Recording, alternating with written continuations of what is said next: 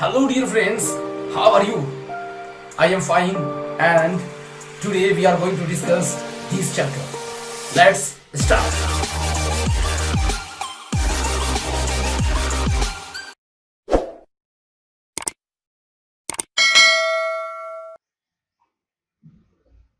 Hey, Kalam, are you ready? Yes, I am ready to catch the ball.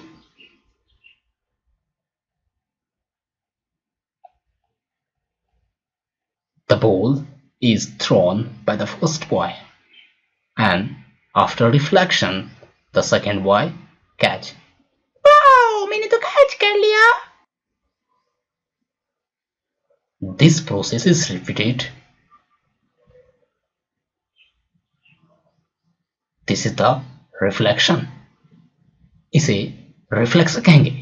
क्या आपने समझा कि जब पहले बच्चे ने बॉल को फेंका तो छत पर टकराकर लौट गई.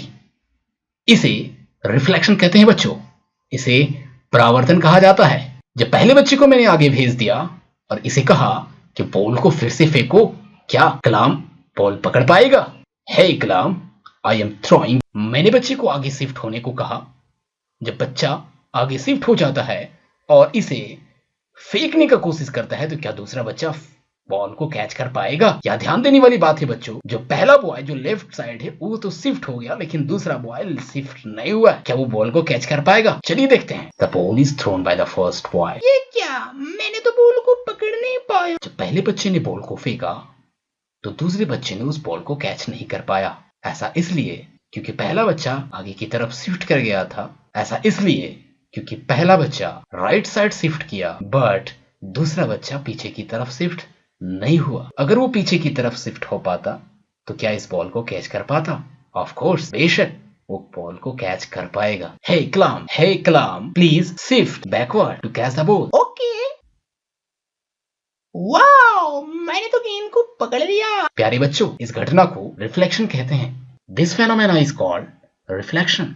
रिफ्लेक्शन का मतलब जब भी किसी चीज को एक तरफ से फेंका जाए या छोड़ा जाए और अगर वो किसी चीज पर टकरा कर फिर लौट जाती है तो उसे बच्चों रिफ्लेक्शन कहते हैं. क्या बॉल का रिफ्लेक्शन हो पाया? यस, आई होप मेरी बात आपको समझ में आ रही होगी. चलिए इस एक्सपेरिमेंट को हम लाइट पर रिलेट करके देखें. क्या लाइट में रिफ्लेक्शन होता है? मैंने पिछले वीडियो में रिफ्लेक्शन ऑफ लाइट को बताया है कि हम इस रंग बिरंगे संसार को, इस कलरफुल वर्ल्ड को देखने में समर्थ इसलिए हो पाते हैं क्योंकि हर ऑब्जेक्ट का ये नेचर होता है बच्चों कि जब भी उस पर लाइट पड़ती है तो वो लाइट को रिफ्लेक्ट कर देती है और हमारी आंखों पर अपना इमेज बनाती है जिससे हम उसे देख पाते हैं. तो चलिए बच्चों, हम रिफ्लेक्शन को लाइट के टर्म में देखते हैं. हमने एक लाइट के सोर्स के रूप में टॉर्च को लिया. We take the torch as a source of light and in front of the torch we take a cardboard with hole in the center. हमने प्रकाश के स्रोत के रूप में एक टॉर्च को लिया और टॉर्च के सामने एक कार्डबोर्ड को रखा और उसके बीच में छेद किया गया. ऐसा इसलिए ताकि हम एक रे को पास करवा सकें. कार्डबोर्ड पर तो एक से ज्यादा रे टकराएंगे क्योंकि टॉर्च से बीम ऑफ लाइट निकलेगा बच्चों, किरण पुंज निकलेगी. चलिए देखते हैं. जब स्विच को ऑन करेंगे तो हमारे पास माना कि 4 रेज निकली. हम चारों रेज को इंसिडेंट नहीं करवाते, आपतित नहीं करवाते. हमें एक रे की आवश्यकता है तो हम क्या करेंगे कि कार्डबोर्ड को उसके सामने रखेंगे, उसमें होल करेंगे और वहां से एक रे को इंसिडेंट करवाएंगे.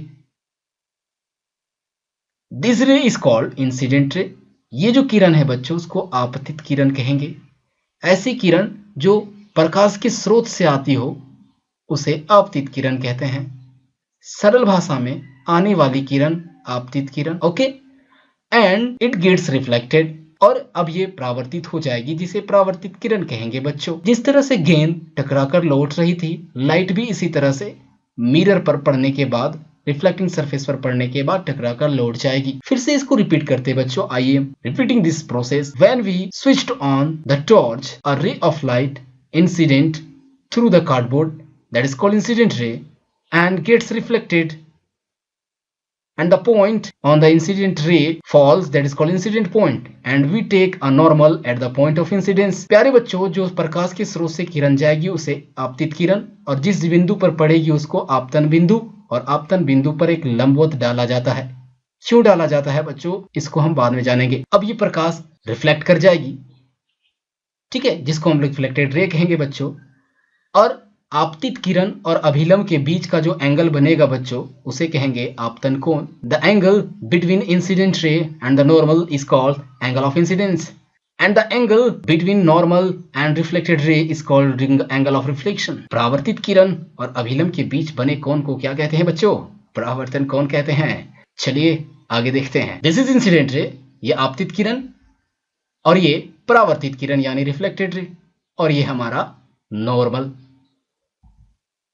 प्यारे बच्चों, these three rays, that is incident ray, reflected ray and normal, आपतित किरण, परावर्तित किरण और अभिलंब, ये तीनों एक ही तल पर होते हैं, एक ही प्लेन पर होते हैं। This is called the first law of reflection, इसे परावर्तन का पहला नियम कहते हैं बच्चों। According to the first law of reflection, the incident ray, the reflected ray and the normal at the point of incidence lies on the same plane. आपतन के पहले नियम के अनुसार आपतित किरण, परावर्तित किरण और आपतन बिंदु पर डाला गया अभिलंब, ये तीनों एक ही तल पर होते हैं। The angle of incidence and the angle of reflection always equal to each other. आपतन कोण हमेशा परावर्तन कोण के बराबर होता है। आपतन कोण क्या होता है बच्चों, आपतित किरण और अभिलंब के बीच का कोण। परावर्तन कोण अभिलंब और परावर्तित किरण के बीच का कोण। आपतन कोण को I से डिनोट करते हैं और परावर्तन कोण को R से डिनोट करते हैं। This is called the second law of reflection. प्यारे बच्चों, इसे परावर्तन का दूसरा नियम कहा जाता है। According to the second law of reflection, the angle of incidence is always equal to the angle of reflection. प्यारे बच्चों, परावर्तन के दूसरे नियम के अनुसार आपतन कोण हमेशा परावर्तन कोण के बराबर होता है। अगर हमारा आपतन कोण 30 डिग्री है तो प्यारे बच्चों परावर्तन कोण कितना होगा, ये भी हमारा 30 डिग्री होगा। If the angle of incidence is 30 degree, then what will be the angle of reflection? Of course, the angle of reflection will be 30 degree. If the angle of incidence is 60 degree, then what will be the angle of reflection? Of course, angle of reflection also be 60 degree.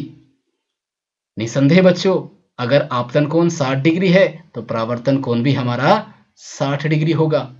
आप ध्यान दें, आपतन कोण normal यानी अभिलंब और आपतित किरण के बीच का कोण होता है, परावर्तन कोण अभिलंब और परावर्तित किरण के बीच का कोण होता है। चलिए बच्चों, दूसरा क्वेश्चन देखते हैं। If we take a plane PQ and a incident ray AO and the normal ON, the angle between AOP या POA equal to 30 degree, then what will be the angle between NOB। प्यारे बच्चों, हमने एक आपतित किरण AO लिया और एक normal ON लिया। अगर AOP के बीच का एंगल यानी कोण 30 डिग्री है तो NOB का वैल्यू यानी NOB के बीच बना कोण कितना होगा। आप ध्यान दें बच्चों, यहां पर आपतन कोण नहीं दिया हुआ है। एक्चुअल में हमारे पास POA का वैल्यू है यानी AOP का वैल्यू है। क्या आप बता सकते हैं AON का वैल्यू क्या होगा? तो चलिए देखते हैं। The angle PON will be 90 degree.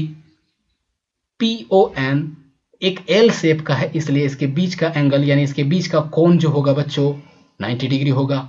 The angle between PON will be 90 degree because its shape is like L shape. प्यारे बच्चों, PON 90 डिग्री है और AOP एंगल AOP हमारा दिया हुआ है 30 degree. Then angle AON will be 90 minus 30, that is 60 degree, which is called angle of incidence. And angle NOB also will be 60 degree because according to second law of reflection, the angle of incidence is always equal to the angle of reflection. प्यारे बच्चों, POA यानी AOP का value मेरा 30 degree दिया है, इसलिए AON का value भी 30 डिग्री नहीं, 90 में से 30 घटाएंगे तो 60 डिग्री होगा, जिसे हम आपतन कोण कहेंगे।